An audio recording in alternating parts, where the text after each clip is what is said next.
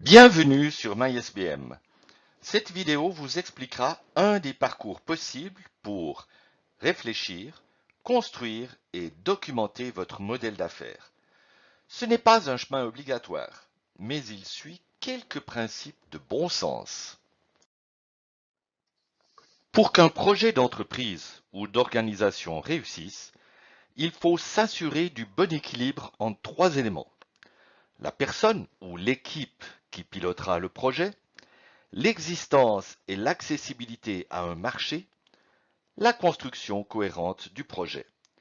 C'est au point d'équilibre de ce triangle que pourra naître la stratégie.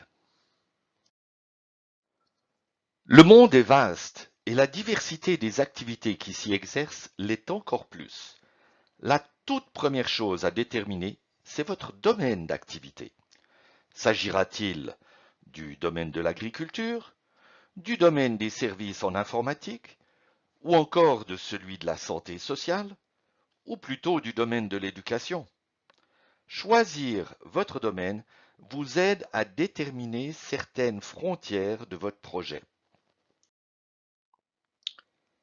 Vous aborderez ici l'élément peut-être le plus important de votre projet, vous et votre équipe, si vous en avez une.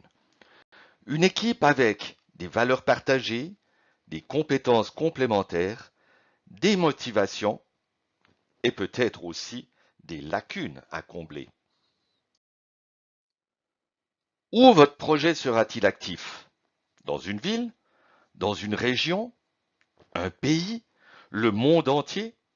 Sans aucun doute, cette décision définira certaines limites et conditions pour votre projet. Une fois que vous avez réfléchi à votre terrain de jeu, il est temps de vous pencher 1. Sur des besoins existants et de préférence pertinents auxquels vous aimeriez répondre. 2.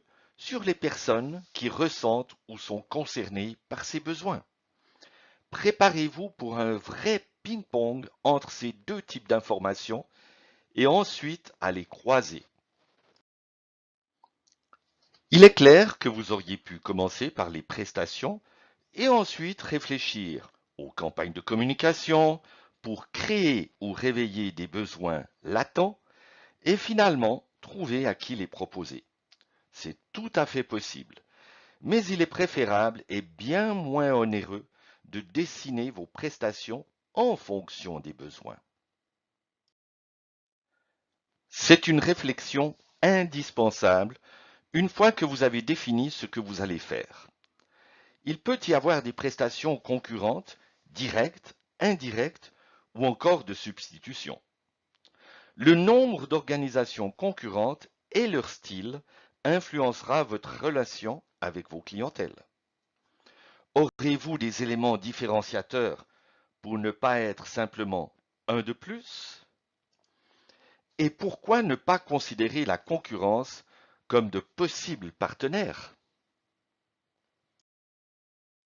Comme vous êtes déjà en train d'analyser ce qui se trouve sur votre terrain de jeu, pourquoi ne pas réfléchir aux influences positives ou négatives sur votre projet d'ordre 1. Politique, 2. Économique, 3. Social, 4. Technologique, 5. Environnemental et 6. Légal. Peut-être que le développement de l'utilisation des smartphones est bonne pour votre projet. Ou alors, est-il une menace, même faible? Maintenant que vous avez des clientèles et des besoins, comment allez-vous vous relationner avec elles? Sans les voir avec un libre service sur Internet? Ou en discussion face à face pour ajuster votre prestation? Ou encore uniquement par des intermédiaires? À vous de choisir. Il est aussi temps de réfléchir à vos moyens de communication. Par quels canaux seront-elles informées de votre existence et de ce que vous leur proposez? Vos prestations doivent aussi arriver dans leurs mains.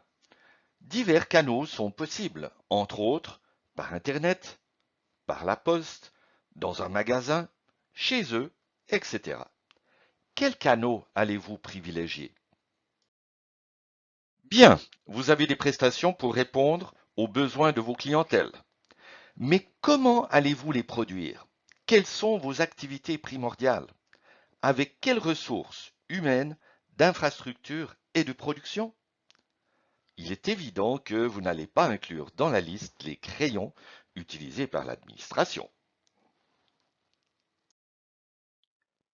OK, maintenant que vous produisez des prestations et les remettez à vos clientèles, il vous faut définir comment votre entreprise ou organisation survivra. L'argent ne fait peut-être pas le bonheur, mais il est encore indispensable dans l'économie actuelle. Quels seront vos principaux coûts? Ceux qui représentent les 80 à 90% de vos dépenses.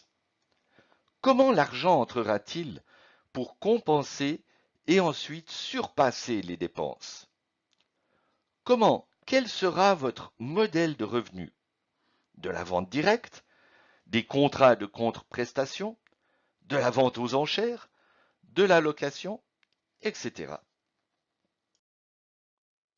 Ouf! Le gros de la logique entrepreneuriale est maintenant défini. Mais il reste encore quelques points en guise de dessert. Quels sont les intervenants externes qui peuvent vous aider d'une manière ou d'une autre? Des partenaires? Des prescripteurs? 3 des présentateurs de télévision? 4 des politiciens soutenant votre cause? 5 des fournisseurs ultra compréhensibles? Vous n'êtes pas seul.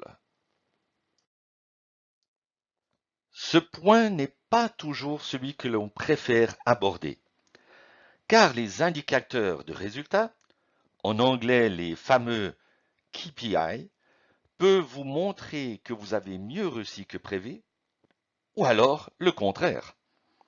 Et pourtant, ils sont absolument nécessaires pour ne pas piloter à l'aveugle. Alors, réfléchissez-y. Parfait. Vous avez défini votre mission et dessiné la logique de votre modèle d'affaires. Et alors, quel est votre rêve? Comment voyez-vous votre organisation dans 10 ans?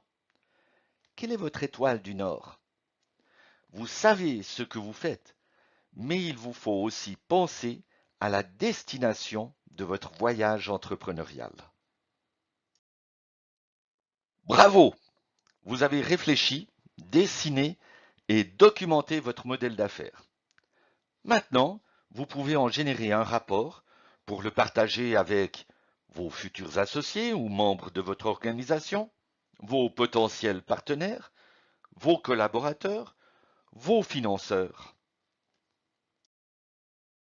Et vous pouvez aussi utiliser toutes ces informations pour les insérer dans un plan d'affaires avec en plus votre résumé exécutif et les annexes indispensables.